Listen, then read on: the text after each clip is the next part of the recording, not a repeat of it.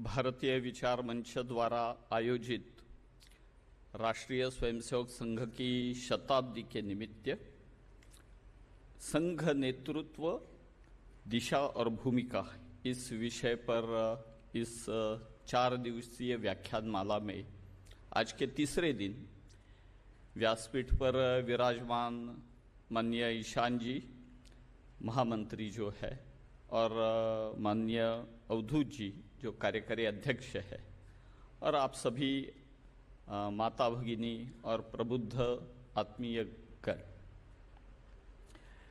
ये अपने आप में एक विशेषपूर्ण एक उपक्रम है। इस पद्धति के संघ की यात्रा जो है ये बताने की एक अलग पद्धति है।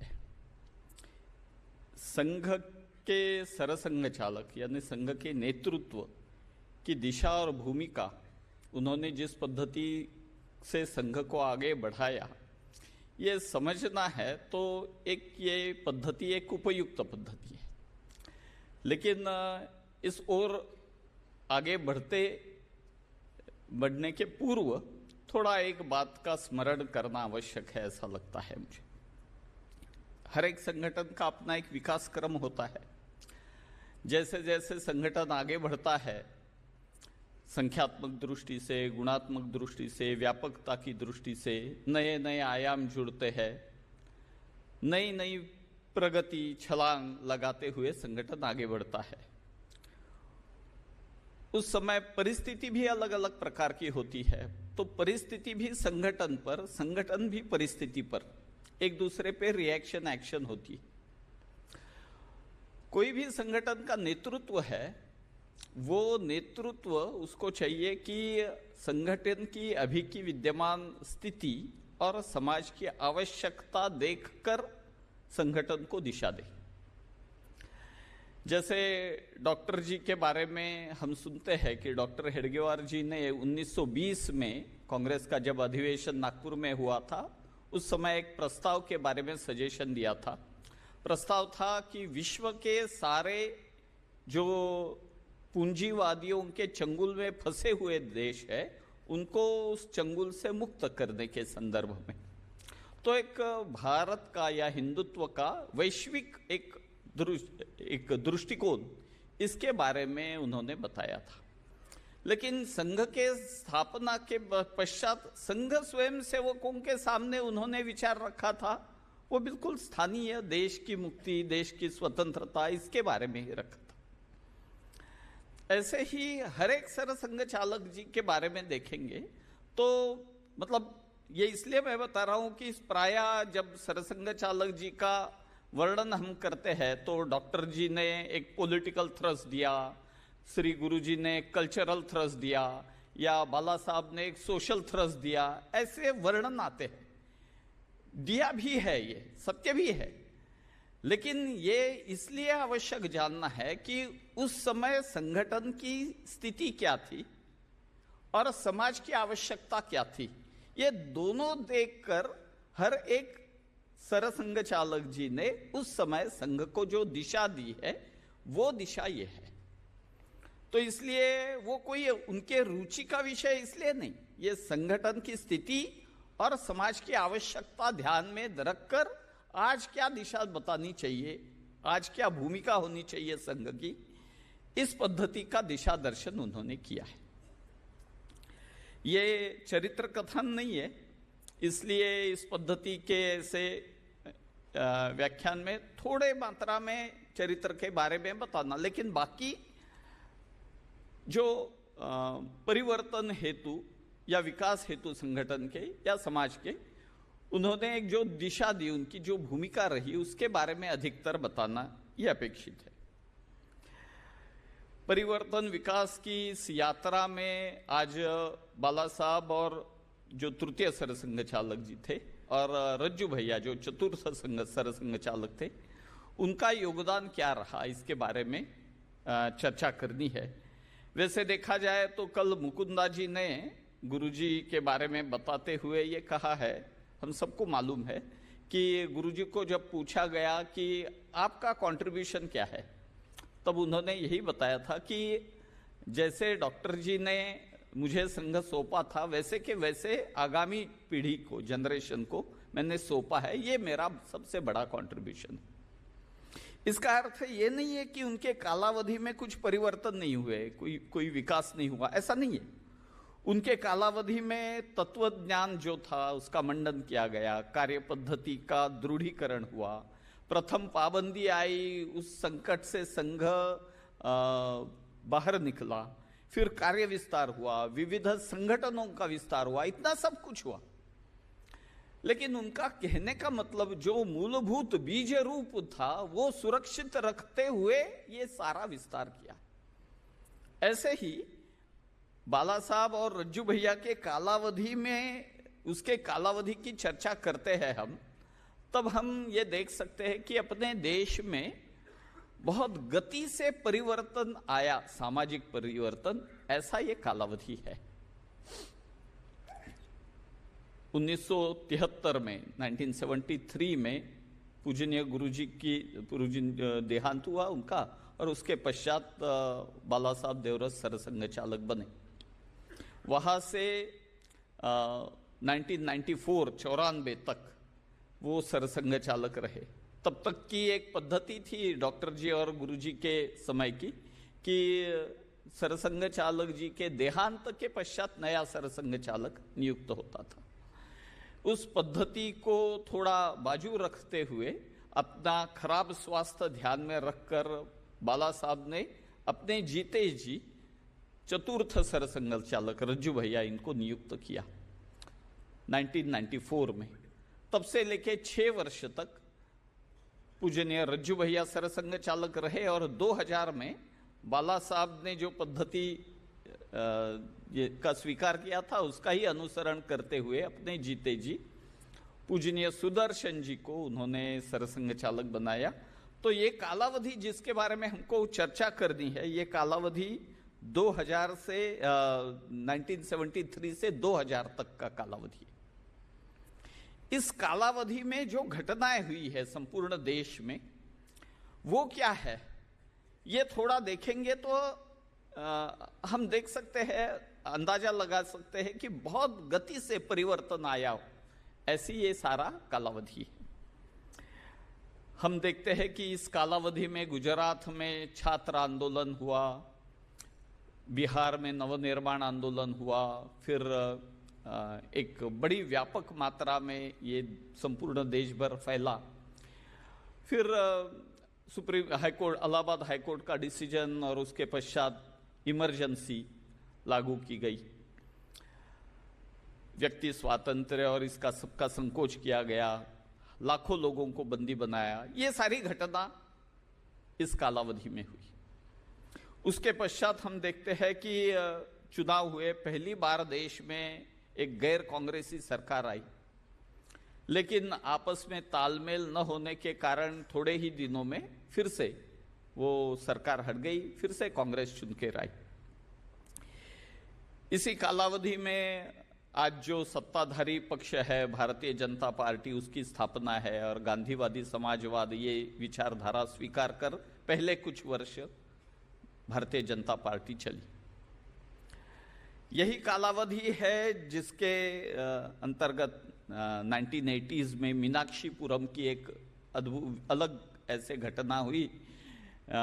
एक गांव के सारे अनुसूचित जाति के बंधुओं ने इस्लाम धर्म स्वीकार किया, जिसके कारण काफी चर्चा देश में हुई। इसके कारण यही कालावधि है जिसमें खालिस्तान आतंकवाद अपने चरम पे था, जिसके कारण हमको अपने एक पंतप्रधान को खोना पड़ा। यही कालावधि है जिस कालावधि में राम जन्मभूमि का अभियान शुरू हुआ और बाबरी ढांचा का ध्वस्त होना, ये यही कालावधि है। यही कालावधि है मंडल आयोग का गठन और उसके संदर्भ में जितनी भी चर्चा, वाद विवाद दोनों ओर से, ये कालावधि यही कालावधि है। अपने दूसरे प्रधानमंत्री को भी हमने खोया, वो भी एक आतंकवाद की घटना है, तो राजीव गांधी की मृत्यु। यही कालावधि है जो जम्मू कश्मीर में जो आतंकवाद था वो अपने चरम पे था, जिसके कारण लगभग 1 लाख हिंदू वहां से विस्थापित हुआ। यही कालावधि है जब भारत आर्थिक दृष्टि से संकट में आया, जिसके कारण लिबरलाइजेशन, ग्लोबलाइजेशन और डंकेल गैट ये ट्रीटी हमको साइन करनी पड़ी। ये कालावधि है जिसमें पहली बार भारतीय जनता पार्टी की सरकार आई, अटल बिहारी वाजपेयी प्रधानमंत्री बने और 1998 में आणविक स्फोट हुआ, हम अण्वस्त्र संपन्न बने।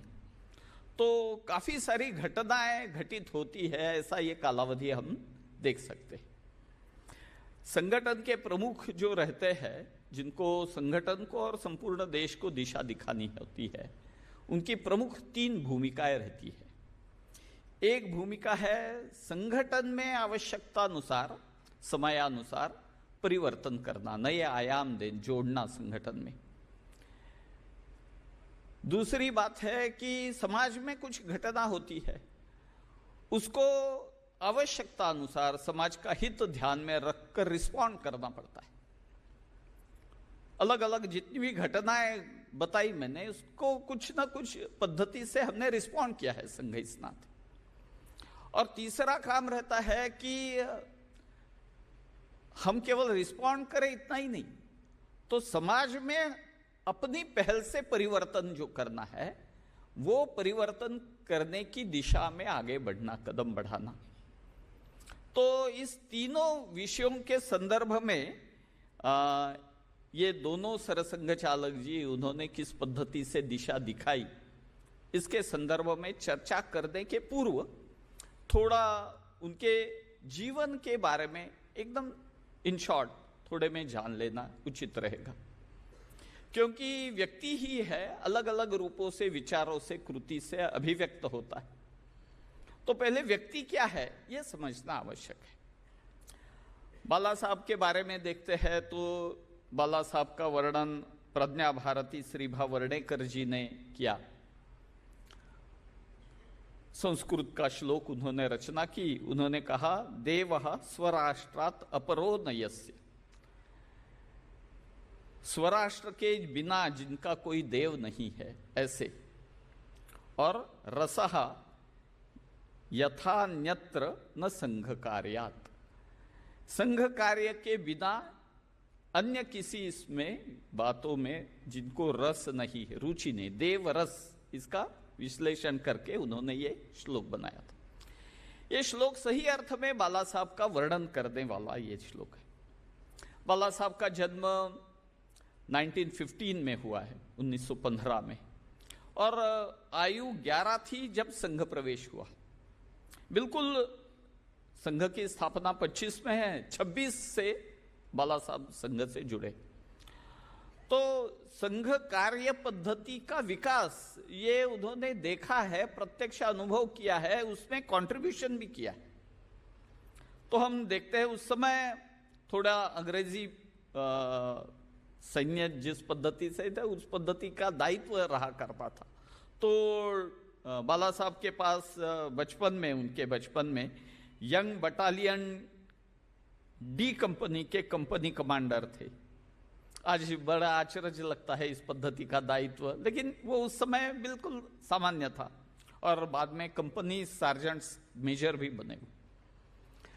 तो ऐसे दायित्व का वहन करते करते आगे हुए। डॉक्टर जी की एक दिशा थी, दृष्टि थी, ऐसे होनहार जो युवा थे उनको साथ में लेकर जाना, एक्सपोजर विजिट कराना।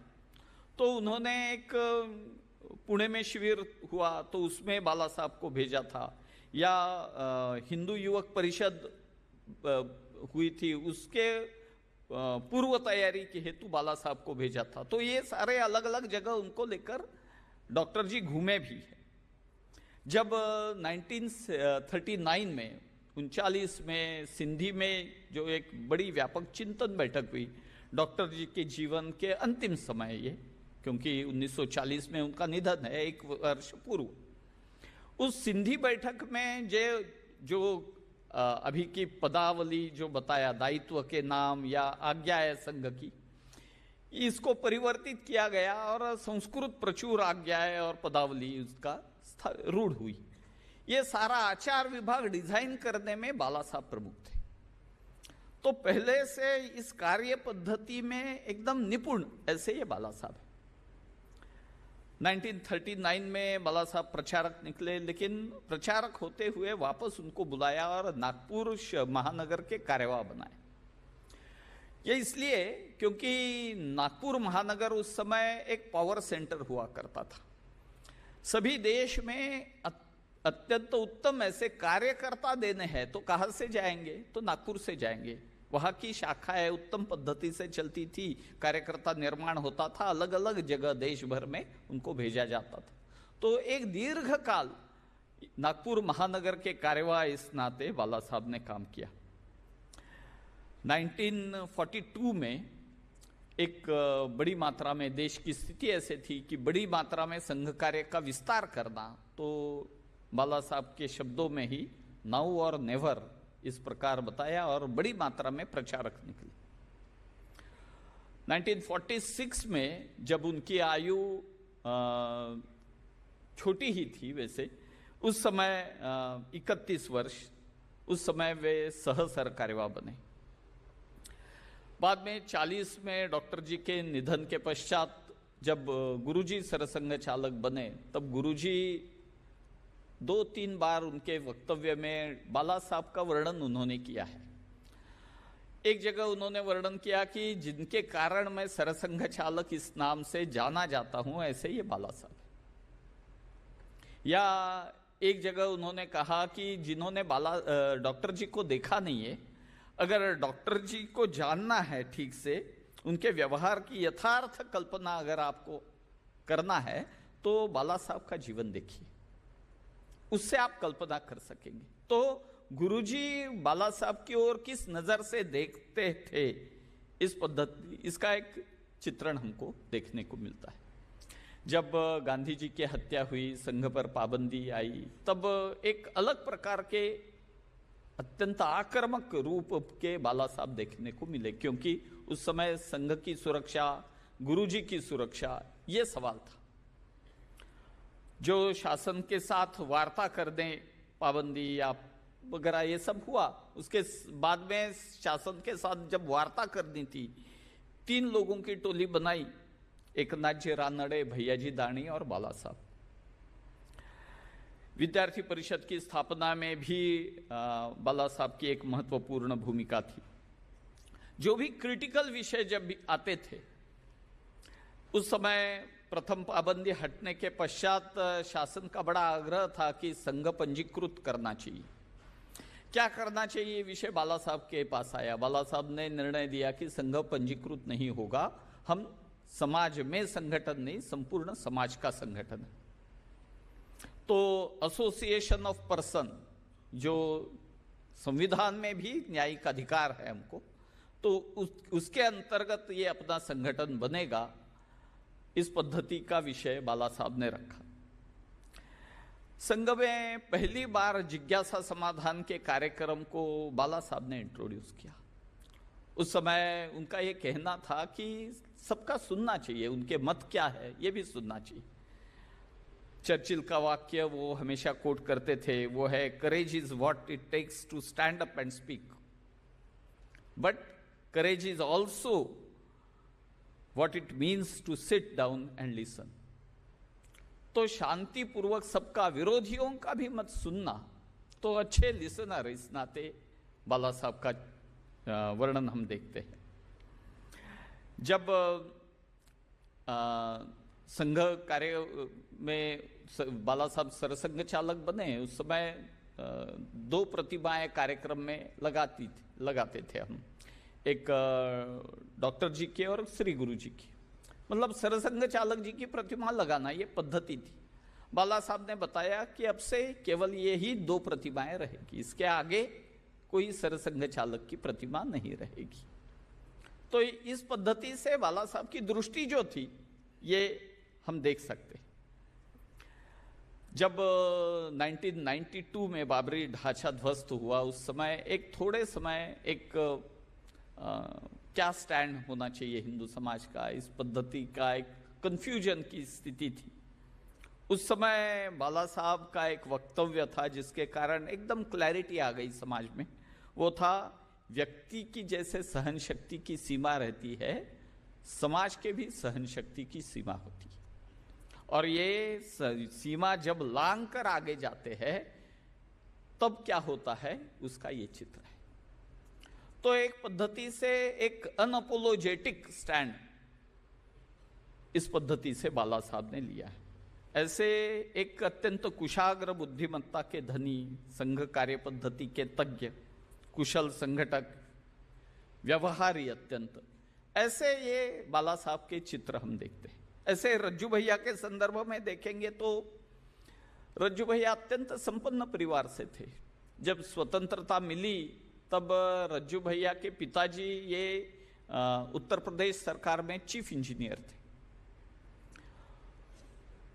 अत्यंत मेधावी ऐसे ये थे, लेकिन जब से संघ में आए तब से निरंतर सतत संघ कार्य करते हुए ऐसे रज्जू भैया हम देखते हैं। जब आयु उनकी 20 थी तब प्रयाग महानगर के कार्यवाह बने। 3 साल में जिला कार्यवाह, उसके पश्चात 3 साल में विभाग कार्यवाह, उसके पश्चात 3 साल में, 4 साल में संभाग कार्यवाह, और बाद में उत्तर प्रदेश प्रांत के कार्यवाह बने जब उनकी आयु 30 वर्ष की थी।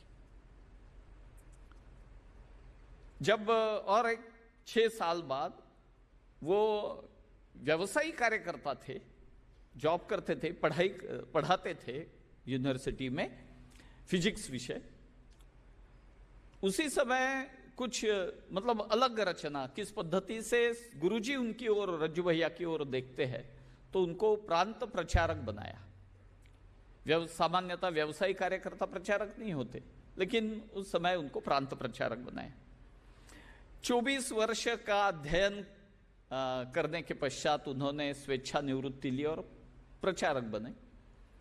बाद में क्षेत्र प्रचारक और आपातकाल के कालावधि में संपूर्ण उत्तर प्रदेश, दिल्ली और उत्तर भारत का दायित्व उन्होंने संभाला।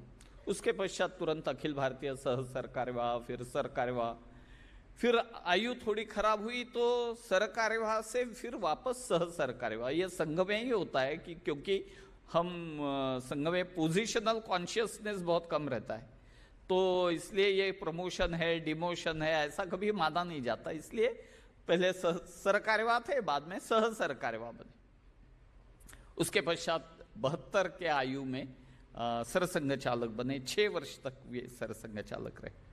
वाल्मीकि रामायण में राम के संदर्भ में एक विशेषण जोड़ते हैं महर्षि वाल्मीकि, वो है पूर्वभाषी। पूर्वभाषी मतलब स्वयं संवाद शुरू करने वाले। कभी कभी स्टेटस कॉन्शियसनेस के कारण एक रिस्पेक्टेबल डिस्टेंस वगैरह, तो ऐसा रज्जू भैया के संदर्भ में कभी नहीं था। बिल्कुल सहज संवाद सभी से होता था। अपरिग्रह, अत्यंत सादगी भरा जीवन उनका, ये एक विशेषता उनकी रही। अत्यंत सौम्य ऐसी उनकी वाणी थी, प्रवृत्ति भी अत्यंत सौम्य थी। लेकिन आपातकाल का संघर्ष का समय आया तब एक विजिगीषु वृत्ति, एक वीर वृत्ति का दर्शन भी उनके सबको हो गया। उस समय जिस पद्धति से उन्होंने परिस्थिति संभाली वो एक अलग से उस पर बोलना चाहिए। इस पद्धति का ये सब घटनाक्रम, प्रयाग का विश्व हिंदू परिषद का अधिवेशन, उसकी व्यवस्थाएं देखना या आपातकाल के इसमें सबको संभालना, ये वो स्वयं गीतकार भी थे। तो 10 दिशाओं में जाए ये गीत, या पथ का अंतिम लक्ष्य नहीं है सिंहासन चढ़ते जाना, ये गीत, ये ऐसे न जाने कितने गीतों की स्वयं उन्होंने रचना की। विदेश में प्रवास करने वाले पहले सरसंघ चालक इस पद्धति से, तो विश्व विभाग का काम, उसको मार्गदर्शन उन्होंने किया। तो केनिया हो, म्यांमार हो, अमेरिका, कनाडा, इंग्लैंड, यूरोप के अलग अलग देश, मॉरिशियस, दक्षिण अफ्रीका, हांगकांग, जापान आदि आदि देशों में व्यापक प्रवास उनका हुआ। एक पद्धति से सादगी भरा, सौम्यता लेकिन वीरव्रत, ऐसे दोनों गुणों के धनी ऐसे ही अपने रज्जू भैया थे। दोनों के अंतिम संस्कार जो हुआ, दोनों के, बाला साहब और रज्जू भैया, और उनके पूर्व के 2 सरसंघ चालक डॉक्टर जी और गुरु जी, ये उनके मृत्यु और अंतिम संस्कार के संदर्भ में हम देखते हैं एक विचार की कंटिन्यूटी है। गुरु डॉक्टर जी का अंतिम जो निधन हुआ उसके पूर्व उन्होंने नमस्कार, कि मैं हूं निशांत कुमार आजाद और आज हमारे साथ में है वरिष्ठ पत्रकार। है तो अंतिम संस्कार कैसे करोगे? और बताया कि सैनिकी पद्धति से नहीं करना, क्योंकि अपना ये पारिवारिक संगठन है। तो सामान्य लोगों का जैसे अंतिम संस्कार होता है उसी पद्धति से, लोक गति से ही अंतिम संस्कार होना चाहिए। पूजनीय गुरुजी ने उनके पत्र में लिख कर गए कि किसी भी प्रकार का स्मारक नहीं बनाना। या बाला साहब ने बताया कि मेरा अंतिम संस्कार सार्वजनिक स्मशान में होना चाहिए। तब तक दोनों का, गुरुजी और डॉक्टर जी का अंतिम संस्कार रेशिम बाग में हुआ था। बाला साहब ने बताया मेरा अंतिम संस्कार सार्वजनिक स्मशान घाट पे होना चाहिए। और रज्जू भैया ने बताया मेरा जहां निधन होगा उसी गांव में मेरा अंतिम संस्कार होना चाहिए। तो पुणे में इनका निधन हुआ तो पुणे में ही अंतिम संस्कार होगा। ये क्या दिखाता है? चारों के विचारों में, थॉट प्रोसेस में कंटिन्यूटी है। कंटिन्यूटी क्या है? संघ संप्रदाय नहीं बनाना। संघ समाज में संगठन नहीं, संपूर्ण समाज का संगठन है। हमें लोगों से अलग दिखना नहीं है। और ये चैतन्यमयी संदेश अपने निश्चेतन शरीर को निमित्त बनाकर चारों ने दिया।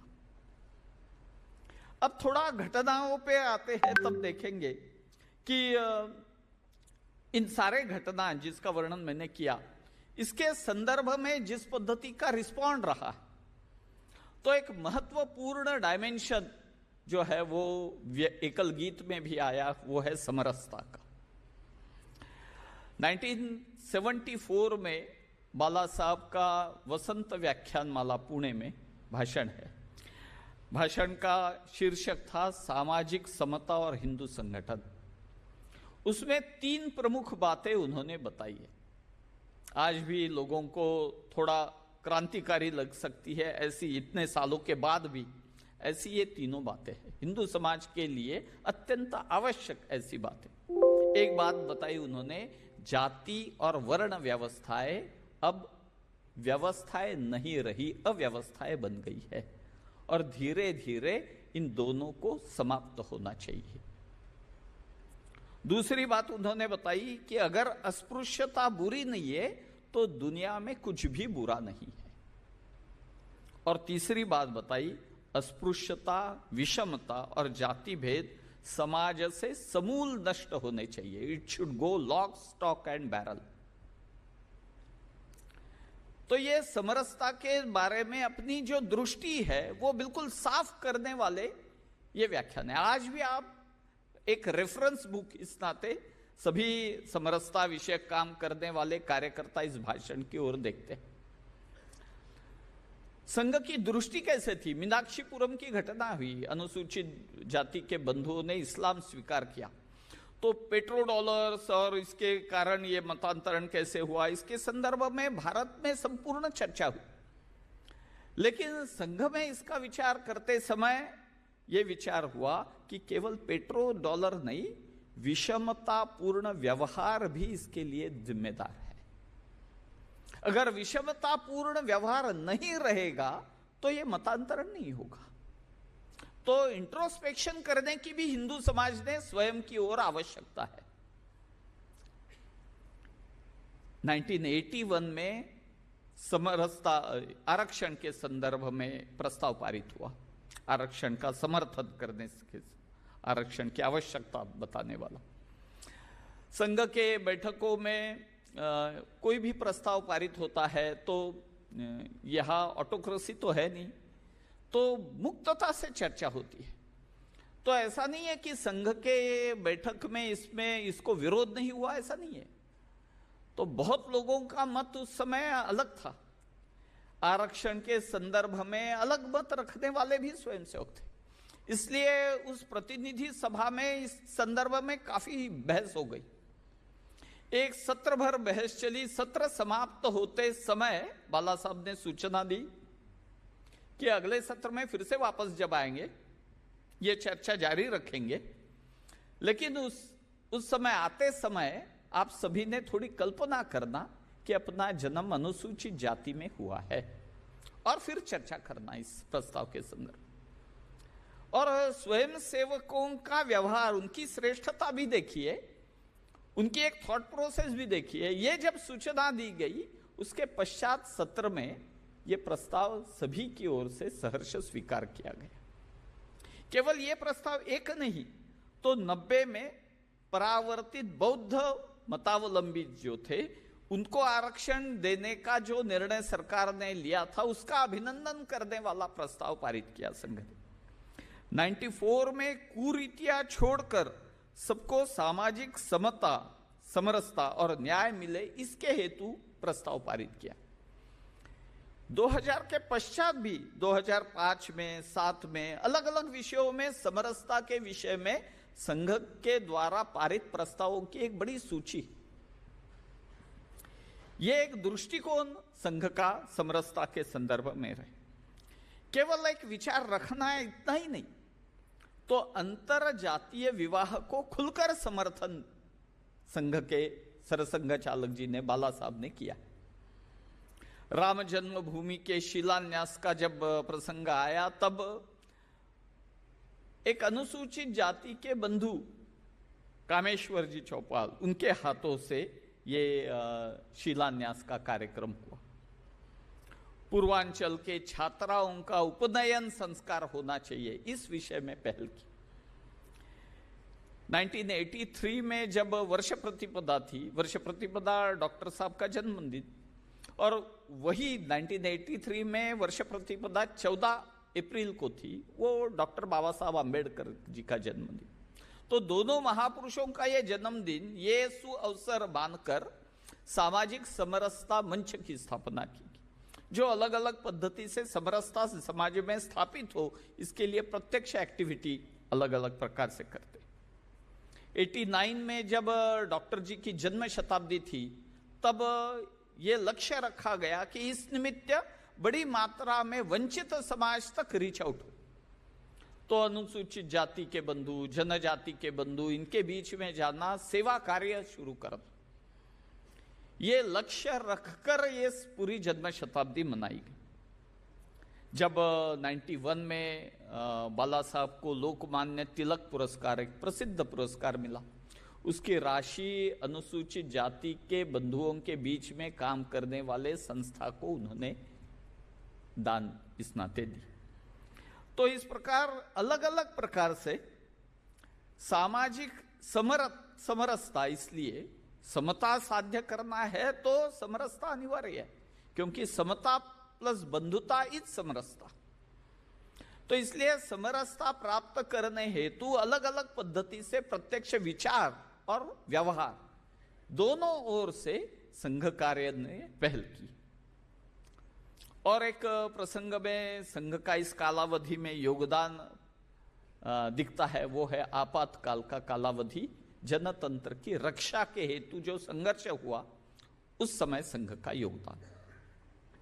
हम सबको मालूम है कि यह आपातकाल आ सकता है, इसका 1 वर्ष पूर्व अनुमान बाला साहब ने किया था।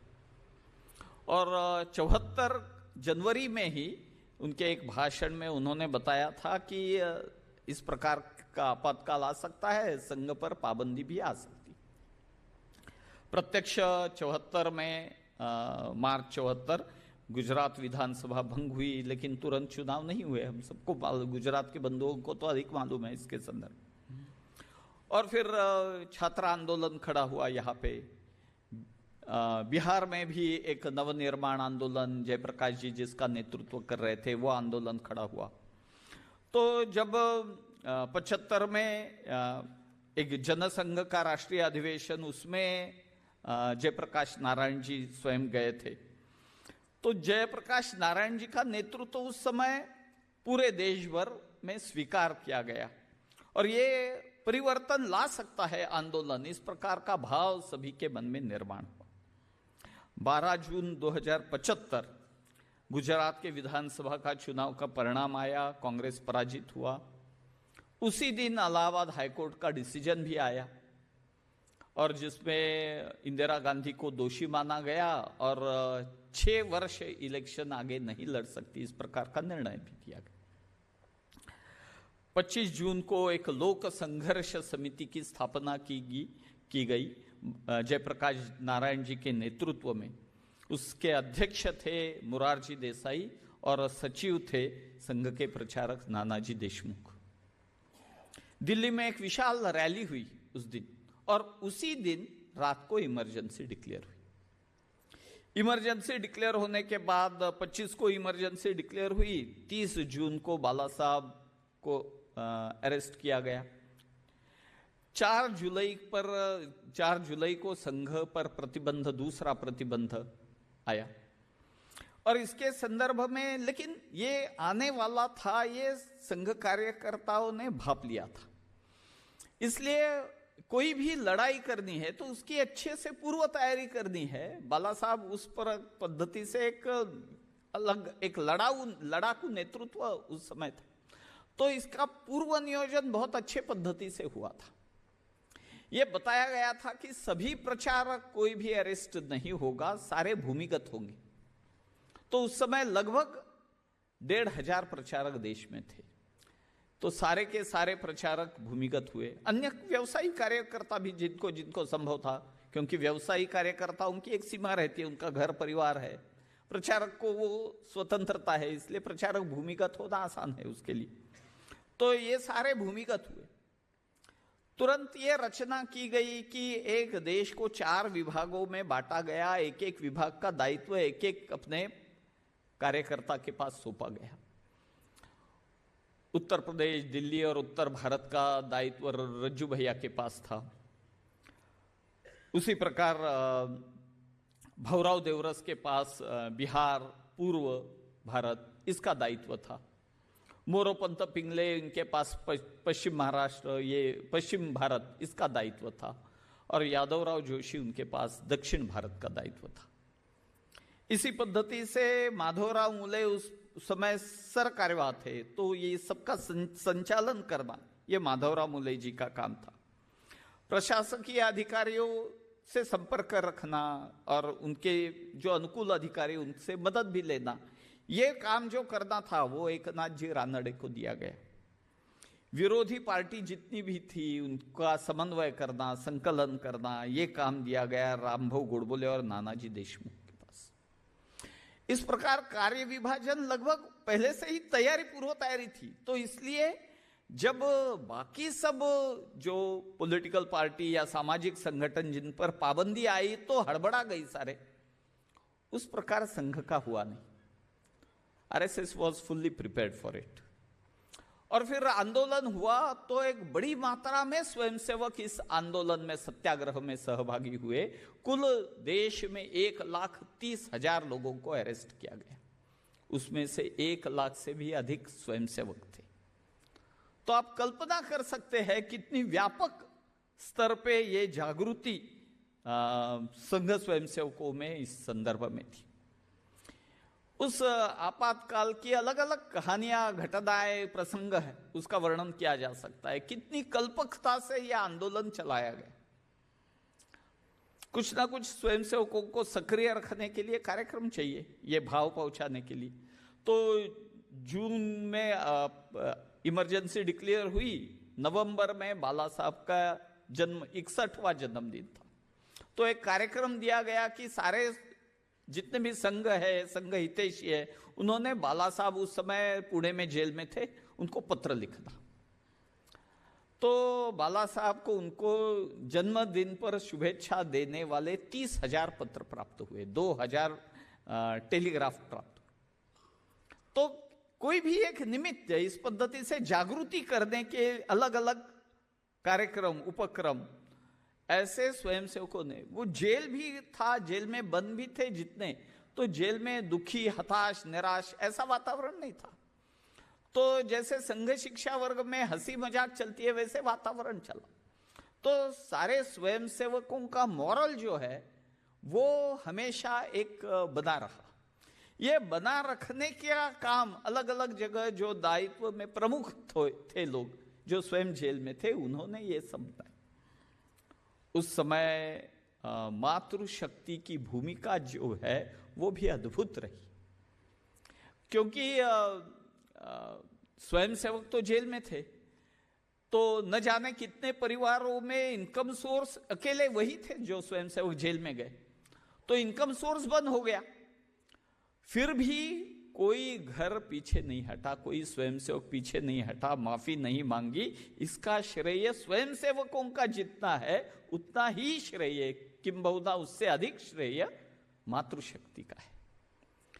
ढाढ़स बंधा के रखना, इसके लिए जो काम करना था मातृशक्ति ने भी। इसलिए बाला साहब ने इस पूरे आपातकाल का बहुत अच्छा अध्ययन भी किया था, एक अनुमान भी था उनको। जब 75 के अंत में, 1975 के अंत में उनको पूछा गया कि क्या होगा, सब और निराशा ही निराशा दिख रही है, क्या भविष्य हो सकता है इसका, तो उनका उत्तर था 75 चल रहा है, 75 में तो कुछ नहीं होगा, 76 में भी कुछ नहीं होगा, जो होगा वो 77 में होगा, लेकिन बहुत बड़ा परिवर्तन आ सकता। तो इसलिए बाला साहब उसका वर्णन करते थे, it is a war of patience, it's a war of nerves. ये धैर्य की लड़ाई है, धैर्य से हमको टिके रहना है और तभी हम विजय प्राप्त कर सकते हैं। जब 77 में जनवरी में इलेक्शन डिक्लेयर हुए और सारे पॉलिटिकल पार्टीज के बंदी को रिहा किया गया, लेकिन स्वयंसेवकों को रिहा नहीं किया गया। तब पीएमओ से संदेश आया, एक व्यक्ति आया, और उस समय लाला हंसराज गुप्ता, ब्रह्मदेव जी और बापूराव मोघे, इनके साथ चर्चा हुई।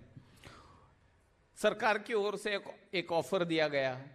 ऑफर ये था कि वैसे भी चुनाव होने वाले हैं और कांग्रेस ही जीतने वाली है, क्योंकि उस पद्धति का फीडबैक था उनको, इंटेलिजेंस का, तो कांग्रेस ही जीतने वाली है। तो संघ अगर ये आश्वासन देता है कि कोई भी जनता पार्टी के साथ समन्वय या पॉलिटिकल एक्टिविटी या कांग्रेस का विरोध नहीं करेगा संघ, तो हम आपको रिहा कर देंगे। स्वाभाविक है, संघ स्वयंसेवकों का एक समान उत्तर था। संघ इस ऑफर के सामने झुका नहीं, बिल्कुल एक प्रकार से धमकी ही थी ये। तो इसके सामने न झुकते हुए अडिग रहा। बाद में जो परिणाम आना था वो भी परिणाम आए।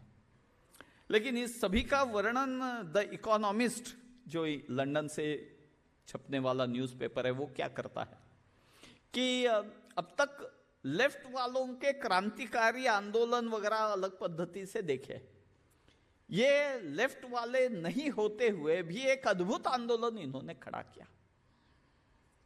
और यह आंदोलन का मुख्य प्रेरणा स्रोत था राष्ट्रीय स्वयंसेवक संघ, और इनका सबका एक ही लक्ष्य था, भारत के जनतंत्र की रक्षा करना। इस पद्धति का वर्णन द इकोनॉमिस्ट ने भी किया है। इसके पश्चात जब आपातकाल मतलब हटाया गया, चुनाव हुए, जनता पार्टी चुनकर आई, तब बाला साहब रिहा हुए। स्वाभाविक संपूर्ण देश में उनका स्वागत बड़ी मात्रा में हुए, अभिनंदन करने के बड़े बड़े कार्यक्रम। उस समय बाला साहब की विजन क्या थी, संघ की विजन क्या थी, बाला साहब ने सब जगह बताया, फॉरगिव एंड फॉरगेट। उन्होंने बताया जब संकट रहता है तब हमको क्या करना चाहिए, तब अडिग रहना चाहिए, साहस से डटकर रहना चाहिए, मुकाबला करना चाहिए। लेकिन जब विजय प्राप्त होती है तब विशाल हृदय बनाना चाहिए अपना। ये लोग हैं, अपने ही लोग हैं। तो एक पद्धति से पहले पाबंदी के समय अंत में जो गुरुजी ने संदेश दिया था, दूसरे शब्दों में बाला साहब ने दूसरे पाबंदी के समय दिया। इस सारे रज्जू भैया के भाषा में इसका वर्णन किया जाए तो लोक शक्ति का राज शक्ति पर विजय, इस प्रकार रज्जू भैया ने इसका वर्णन किया। संघ कार्य पर इस आपातकाल का क्या परिणाम हुआ, तो हम देखते हैं कि इस कालावधि में बड़ी मात्रा में अपने परिधि से बाहर के लोग भी संपर्क में आए, और इसके कारण संघ कार्य कम नहीं हुआ। इसके पश्चात तुरंत संघ कार्य एक बाउंस बैक हो गया। जब आपातकाल के पूर्व 13,000 शाखाएं थी, जल्दी ही संघ की शाखाएं 20,000 क्रॉस कर गई। तो एक आपत्ति को भी अवसर में बदलने का साहस और पराक्रम ये स्वयंसेवकों ने दिखाया। इस कालावधि का और एक महत्वपूर्ण चरण जिसके बारे में चर्चा करनी है वो है राम जन्मभूमि अभियान। एक अद्भुत ये सारा अभियान रहा। मीनाक्षीपुरम की घटना के पश्चात बाला साहब ने विश्व हिंदू परिषद के कार्यकर्ताओं के सामने ये बताया कि इस घटना से भयग्रस्त होने की आवश्यकता नहीं है, हमको हिंदुत्व का जागरण करने की आवश्यकता है। और हिंदुत्व का जागरण फिर किस पद्धति से करना, इसके बारे में चर्चा हुई। और जब आंदोलन शुरू हुआ, बाला साहब ने बताया ध्यान रखना, ये एक बार आंदोलन हाथ में लिया तो बीच में छोड़ नहीं सकते, और आगे 30-35 साल तक यह आंदोलन आपको चलाना पड़ेगा, तभी यश मिल सकता है। अक्षरशः वो वाणी सत्य। यह आंदोलन शुरुआत हुआ 84 में राम जानकी यात्रा के साथ। फिर राम जन्मभूमि न्यास का गठन हुआ, सरकार पर प्रेशर डाला गया, ताला खुला। 89 में रामशिला पूजन के कार्यक्रम हुए। लगभग 2,75,000 गांवों में ये रामशिला पूजन के कार्यक्रम शिलान्यास हुआ। भाजपा भी खुलकर फिर इस अभियान में आई। तो 90 में रथ यात्रा सोमनाथ से अयोध्या तक वो निकाली गई। अडवाणी जी इसका नेतृत्व कर रहे थे। 91 में बोट क्लब पर एक विशाल, बीच में 90 में प्रथम कार सेवा हुई, उस पर बाबरी पे भगवा ध्वज लहराया गया। 91 में विशाल एक रैली हुई बोट क्लब पर। 92 में जब दूसरी कार सेवा हुई तब एक हिंदू समाज का आक्रोश फूट पड़ा और बाबरी ढांचा ध्वस्त हो। 2019 में सर्वोच्च न्यायालय का निर्णय और 24 में प्रत्यक्ष रामलला की प्राण प्रतिष्ठा। ये एक अलग अद्भुत प्रकार का यह आंदोलन रहा। इसका भी बहुत सारा वर्णन किया जा सकता है। जब जैसे मैंने बाला साहब का स्टेटमेंट, उस समय जो थोड़ा कंफ्यूजन क्या स्टैंड लेना, उस समय एक बाला साहब का स्टेटमेंट और हिंदू समाज की क्या भूमिका होनी चाहिए ये स्पष्ट करने वाला दिशा दर्शक ऐसा ये स्टेटमेंट भी आया। यह आंदोलन की विशेषता और एक है, अब तक अन्य लोग कुछ ना कुछ काम, एक एक्शन करे और हिंदू समाज रिएक्शन दे, इस पद्धति का एक प्रघात चल रहा था। पहली बार हिंदू समाज ने स्वयं का एजेंडा सेट किया और लोग इस पे रिस्पॉन्ड करने लगे। तो ट्रेंड सेटर इस प्रकार हिंदू समाज बन गया। ये इस आंदोलन की विशेषता है।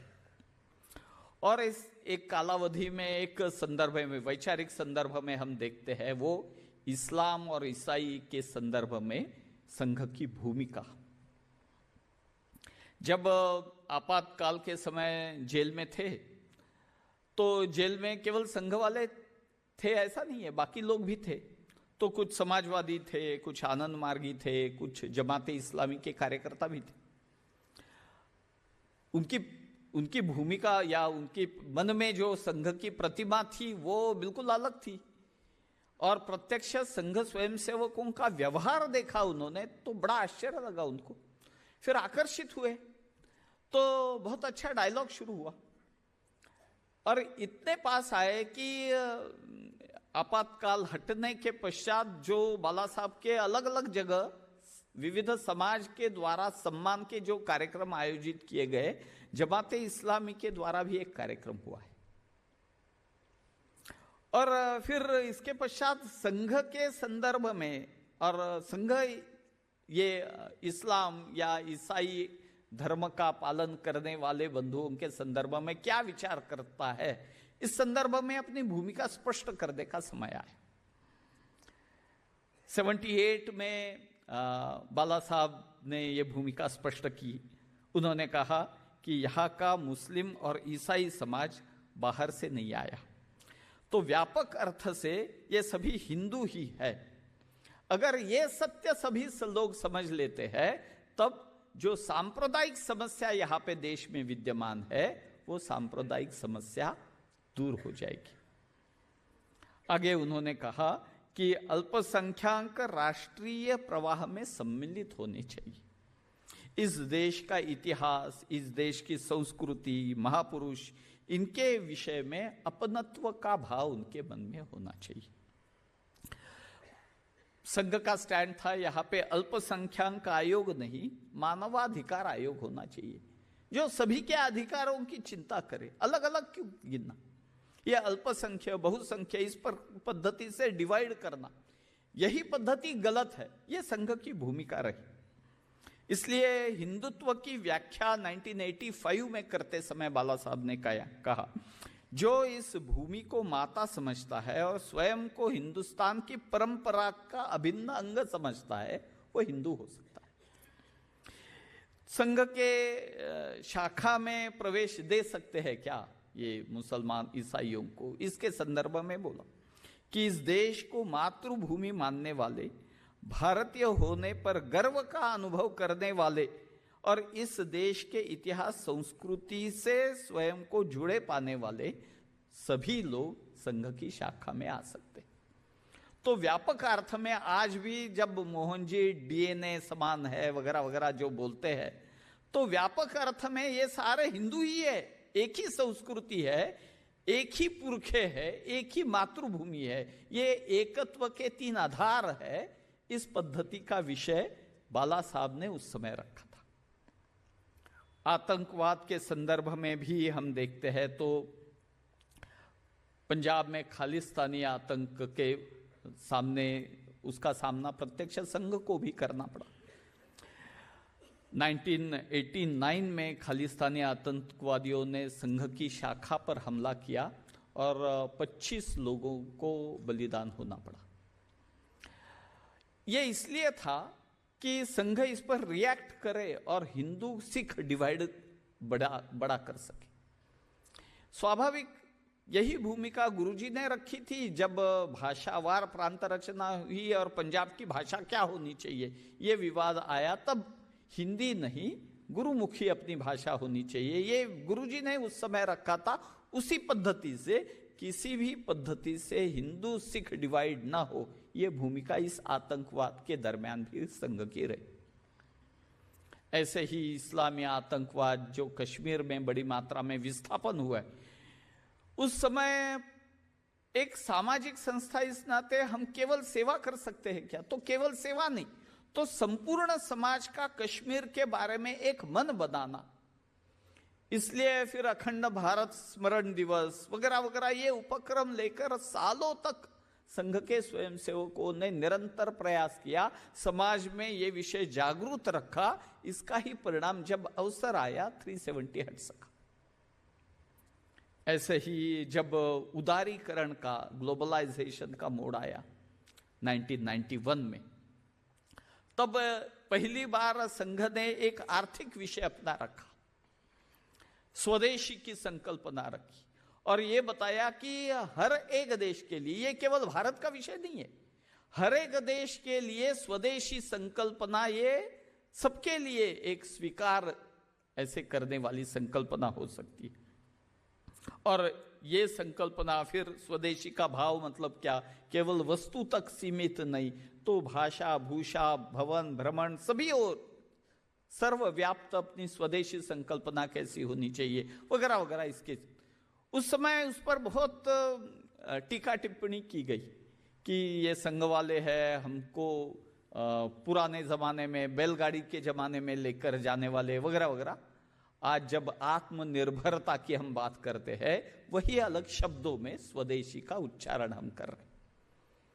तो एक भारतीय मूल्यों के आधारित अर्थव्यवस्था का विचार कैसे हो सकता है, इस दृष्टि से इस कालावधि में पहल की। एक और एक महत्वपूर्ण अंग है राजकीय अंग। संघ ने हमेशा माना है कि राजकारण, राजनीति एक समाज जीवन का एक महत्वपूर्ण हिस्सा है।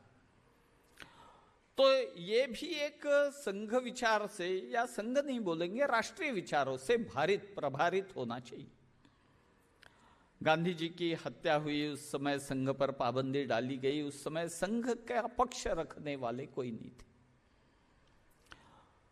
लेकिन दूसरे पाबंदी के पश्चात ये वातावरण पूर्णतः बदला था। लेकिन आज भी हम देखते हैं, जैसे 1979 में सार्वजनिक स्थानों पर शारीरिक कार्यक्रम करने में स्थानीय कुछ राज्यों ने पाबंदी डाली थी। उस समय केरल, उत्तर प्रदेश, कर्नाटक, ये आज भी कर्नाटक में हम देखते हैं कि शासकीय नौकरी में जो है वो संघ के कार्यक्रमों में सहभागी नहीं हो सकते, इस पद्धति का निर्णय आया। या आज भी आपको तमिलनाडु में संघ का संचालन निकालना है तो कोर्ट से ऑर्डर लेनी पड़ती है, परमिशन लेनी पड़ती है, तभी संघ स्वयं संचालन निकल सकता है, और वो भी दंड लेकर संचालन नहीं निकल सकता। वाह, ये तमिलनाडु में आज भी है। तो संघ ने हमेशा ये सोचा है कि शासन हिंदुत्वानुकूल होना चाहिए, जो भी शासन करना है वो हिंदुत्वानुकूल होने चाहिए। और एक जमाना था जब चुनाव डिक्लेयर होते थे तो दिल्ली के जामा मस्जिद के इमाम बुखारी के पास सारे पॉलिटिकल लीडर्स जाते थे और उनके फोटो वगैरह ये जानबूझ के छपवाते भी थे सब, और संदेश जाए इसलिए। ये जो राम जन्मभूमि और उसके पश्चात जो अभियान चला, लोक मत परिष्कार का निरंतर एक काम किया गया। 79 में बाला साहब ने एक विधान किया था कि इस देश में हिंदू जब तक बहुसंख्या है तब तक ये देश सेक्युलर बना रहेगा। दूसरा 83 में भाषण करते समय बाला साहब ने कहा था कि चुनाव में मतदान करते समय हिंदू हित ध्यान में रखना आवश्यक है। तो एक हिंदू इस नाते, पहले तो हिंदू समाज जाति पाति प्रांत भेद इस आधार पे वोटिंग करता, ये चित्र बदलना चाहिए और हिंदुत्व के आधार पर वोटिंग का एक पैटर्न बनना चाहिए, इस प्रकार का विचार रखा गया। और हम देखते हैं प्रत्यक्ष इसको वास्तव में लाया। आज हम देखते हैं कि सारे लोग, सारे पॉलिटिकल पार्टी सॉफ्ट हिंदुत्व खेलते हैं। ये अच्छी बात है, स्वागत है इनका। जो कोई मंदिर में दर्शन करने के लिए जाते हैं तो बुरा नहीं मानना चाहिए, हिंदू ने आनंद मानना चाहिए इस पर। तो सभी को हिंदुत्व, आप राम का अस्तित्व नकारने वाले आज स्वयं को हिंदुत्ववादी बोलते हैं, तब हिंदू समाज को इसका आनंद होना चाहिए। तो इस पद्धति से मजबूत राष्ट्रीयत्व, सर्वव्यापी सामाजिक पुनरुत्थान और सर्वव्याप्त सामाजिकता, इस आधार पर संघ ने राजनीति की दिशा बदल दी, हिंदुत्व सेंटर स्टेज पे आ गया। ऐसे ही एक बड़ा योगदान एक है संगठन के विषय में। इस कालावधि में गणवेश में परिवर्तन हुआ है, इस कालावधि में शारीरिक कार्यक्रमों में भी परिवर्तन हुआ है। पहले खड्गशूल कार्यक्रम थे, दंड आया, नियुद्ध आया, जो सहजता से सब जगह हम देख सकते हैं, कर सकते हैं इसका अभ्यास, ऐसे कार्यक्रम आए। पहले प्रातः स्मरण था, उसको थोड़ा परिवर्तित करके एकात्मता स्तोत्र मंत्र आया, जिसका स्मरण, एकात्मता जिनको स्थापित करनी है सभी ने करना चाहिए, नियमित रूप से करना चाहिए। ये परिवर्तन आए। संघ में जो नए डायमेंशन जोड़े गए वो है सेवा विभाग का डायमेंशन।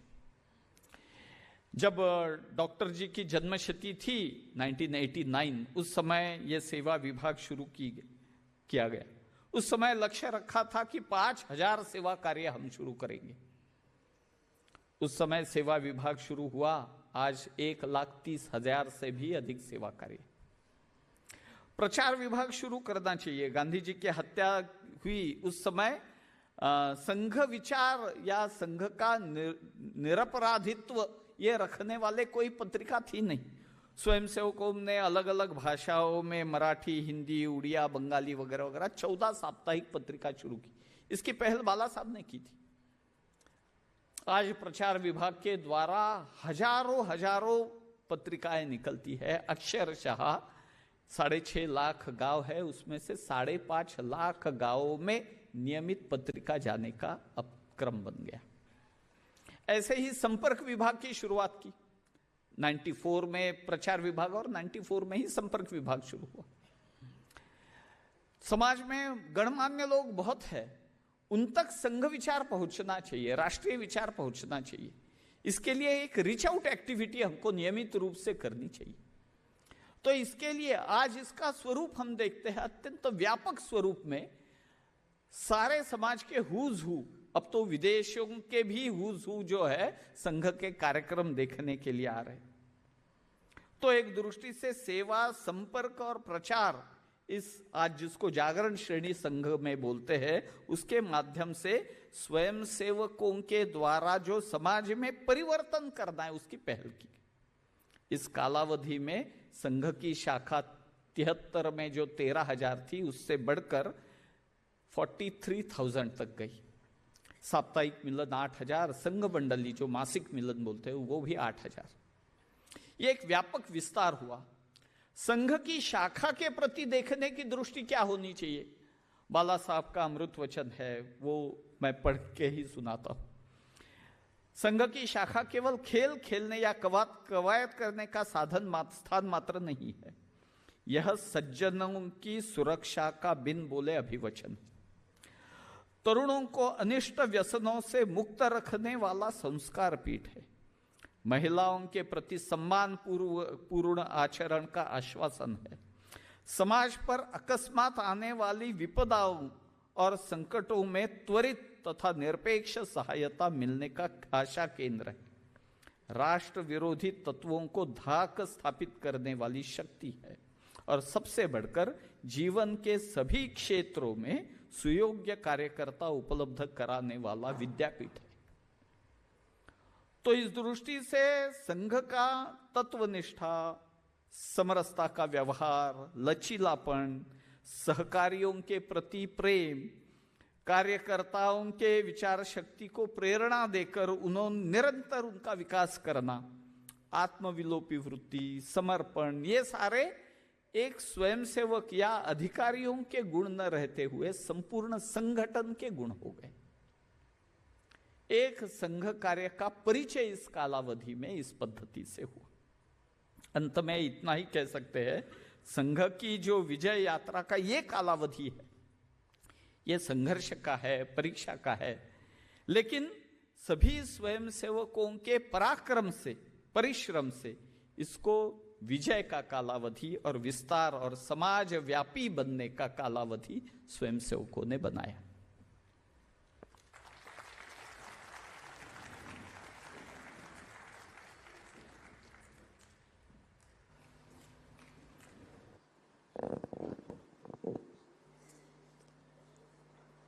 इतने सुंदर प्रस्तुतिकरण के बाद इतने गणमान्य श्रोताओं से कुछ जिज्ञासा प्रस्तुतिकरण की अपेक्षा है, तो अपने मन की जिज्ञासा प्रश्नों के माध्यम से आप प्रस्तुत कर सकते हैं।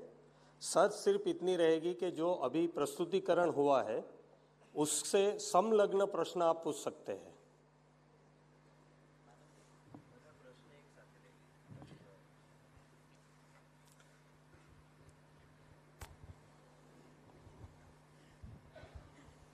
प्रणाम, मेरा नाम राजिका कचेरिया है। आपने कहा कि इमरजेंसी के समय में 1 लाख अपने स्वयं सेवक जी जेल में थे और मातृशक्ति ने खूब अच्छा काम किया। अब मेरा प्रश्न ये है कि उस समय जो महिलाएं थी उनका दिशा दर्शन किसने किया?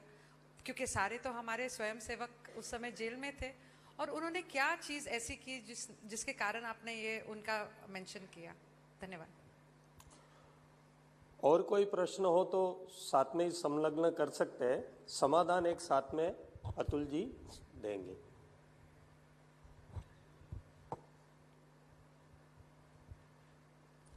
नमस्ते। आपने जो तमिलनाडु के विरोध की बात की, वैसे ही हमारे सामने कई विरोध और भ्रम खड़े किए जाते हैं, तो तब संघ को क्या मार्ग रहेगा और संघ की क्या सोच होनी चाहिए?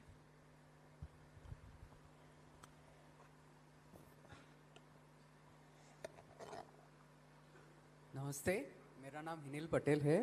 और मेरा क्वेश्चन ये है कि अभी जैसे आपने बताया कि एक संघ जो है वो एसोसिएशन ऑफ पर्सन के नाम से जाना जाएगा, तो अभी जैसे महाराष्ट्र के अंदर सारी ऐसी एक्टिविटीज़ हो रही है कि संघ को रजिस्टर्ड करना चाहिए, जबकि उन्हें ये मैसेज अभी तक क्यों नहीं पहुंचा कि एसोसिएशन ऑफ पर्सन से ऑलरेडी संघ रजिस्टर्ड है, और जो लीगल उन्होंने एक्ट के अकॉर्डिंग उन्होंने बताया कि इस एक्ट का एक रेफरेंस भी दिया उन्होंने कि इस एक्ट में उनको रजिस्टर्ड होना चाहिए, तो संघ का इसके अंदर क्या अपना अभिप्राय है?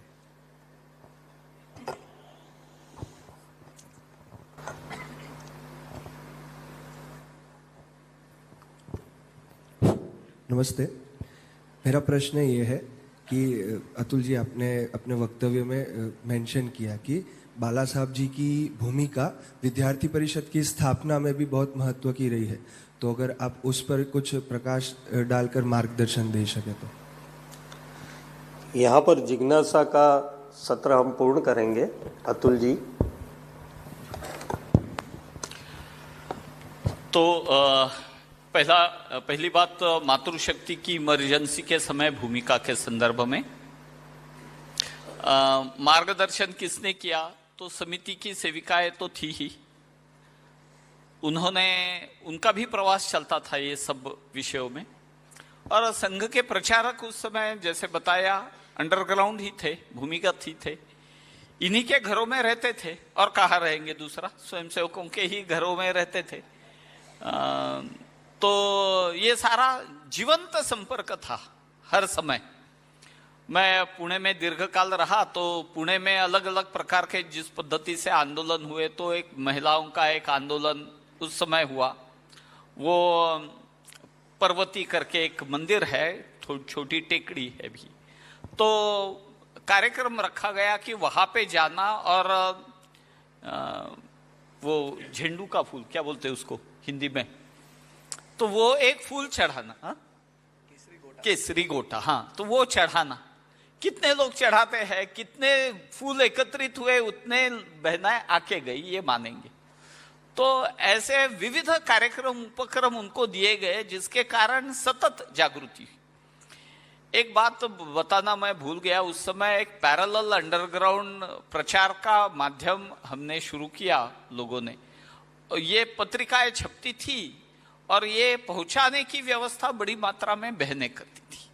तो ये विविध एक्टिविटी में, मतलब ये बता नहीं सकते अब कितनी एक्टिविटी में सहभागी थे, लेकिन लगभग सारे एक्टिविटी में पुरुषों के समान ही बहनें भी सम्मिलित थी और इनका सहभाग रहा। दूसरा, तमिलनाडु जैसे विषय उठते हैं आज भी, तो इस संदर्भ में हम क्या सोचते हैं, तो थोड़ा कल भी इसका उत्तर आएगा। तमिलनाडु में कटिंग साउथ वगैरह, ये विमर्श की लड़ाइयाँ है सारे, तो ये विमर्श की लड़ाई, हमको ये बैटल ग्राउंड अलग है, तो इसकी एक्सपर्टाइज प्राप्त करना, इसके लिए अलग अलग पद्धति से अध्ययन केंद्र, अपने प्रचार का माध्यम, समाज को भी इसके सम्मिलित कैसे करना, ये सारा काम हमको करना पड़ेगा। तब तमिलनाडु ही केवल नहीं, अलग अलग जगह देश में अलग अलग प्रकार के आंदोलन खड़े करने की रचना हो रही है। मैं अभी एक प्रांत में जाके आया, तो वहाँ पे नॉर्थ ईस्ट का प्रांत है, वहाँ पे बड़ी मात्रा में डैम वगैरह बना रहे, वो देश के विकास, उस प्रांत के विकास और सुरक्षा के लिए आवश्यक ही है। लेकिन उसके विरोध में, उसको विरोध करने वाले लगभग 50 एक संगठन खड़े हैं आज। तो ये सारे विमर्श की लड़ाई अलग ग्राउंड है, बैटल ग्राउंड है, तो उसके लिए भी स्वाभाविक संघ सभी हिंदू समाज को साथ लेकर तैयारी कर रहा है। संघ के रजिस्ट्रेशन के संदर्भ में, संघ आज भी अनरजिस्टर्ड ऑर्गेनाइजेशन है, एओपी है, एसोसिएशन ऑफ पर्सन, और ये संविधान अपने को ये अधिकार देता है इस पद्धति का, एसोसिएशन ऑफ पर्सन, इस नाते संगठन करना, उसकी एक्टिविटी करना, इसका अधिकार संविधान हमको देता है। जो केसेस चलते हैं, हम रजिस्ट्रेशन करेंगे ये बोलने वाले वगैरह वगैरह, तो महाराष्ट्र में जो चैरिटी कमिश्नर के यहाँ उनके एप्लीकेशन वगैरह गई थी, तो चैरिटी कमिश्नर ने उनकी एप्लीकेशन को नकार दिया गया है, और फिर भी अब वो हम रजिस्टर हुए हैं, इस प्रकार का झूठ का प्रचार करते हैं, कोई सत्यता इसमें है नहीं। ऑलरेडी कोई रजिस्ट्रेशन इस नाम से कोई भी संगठन रजिस्टर्ड नहीं है।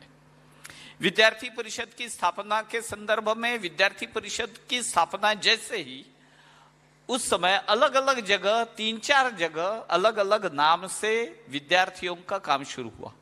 उसमें से एक काम नागपुर में शुरू हुआ था। उस समय बाला साहब ने इसका नेतृत्व किया था, क्योंकि ये एक अच्छा एक्टिविटी थी। विद्यार्थियों के माध्यम से देश में जागरूकता लाई जा सकती है, ये सभी ने सोचा। ये अलग अलग जगह जो अलग अलग नाम से प्रारंभ हुआ काम, बाद में जब पाबंदी संघ पर हटी, उसके पश्चात सारे सब लोग एकत्रित आए और फिर क्या नाम देना सबने मिलके जो तय किया, तो अखिल भारतीय विद्यार्थी परिषद ये नाम हुआ। तो प्रत्यक्ष स्थापना बाद में हुई, लेकिन ये एक्टिविटी जो अलग अलग जगह शुरू हुई, वो एक स्थान नागपुर, और उसके शुरू करने वाले में बाला साहब भी सहभागी थे। जी अतुल जी, धन्यवाद। जिज्ञासा समाधान के पश्चात सारे गणमान्य अतिथियों को हम फिर एक बार उनका आभार व्यक्त करते हैं भारतीय विचार मंच की ओर से, और अंत में हम राष्ट्रगीत एक बार कर फिर